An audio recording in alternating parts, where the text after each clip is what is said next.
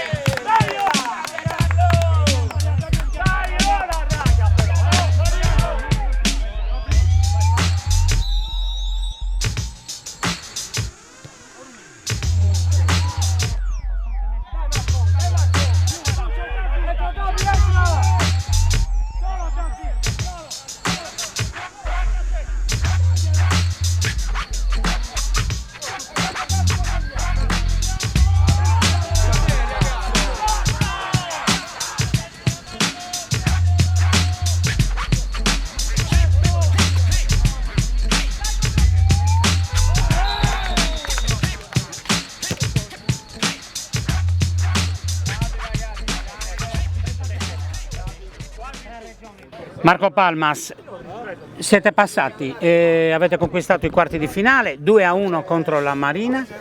CRA Regione batte Marina MD 2-1, è una partita un po' così nel primo tempo, un po' strano, un po' bruttina anche, diciamo, che si è svegliata nella ripresa.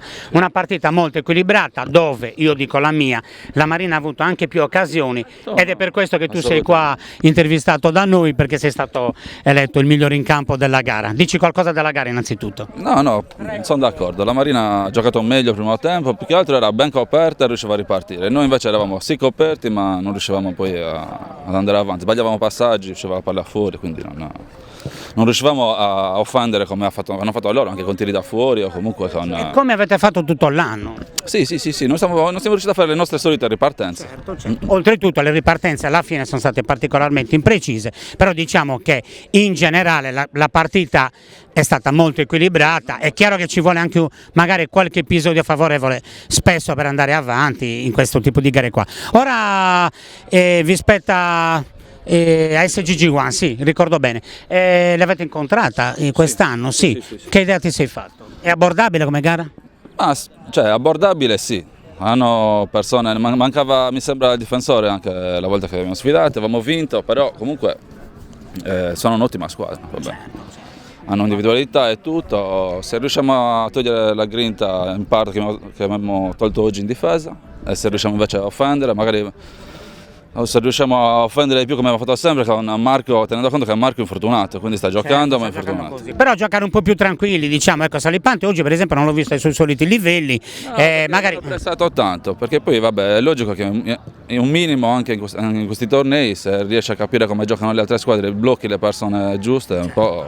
E comunque bisogna dar merito a Marina e Medi di aver fatto un'ottima partita nonostante le assenze. In bocca al lupo per il proseguo e complimenti per le tue prestazioni di quest'anno. Ciao.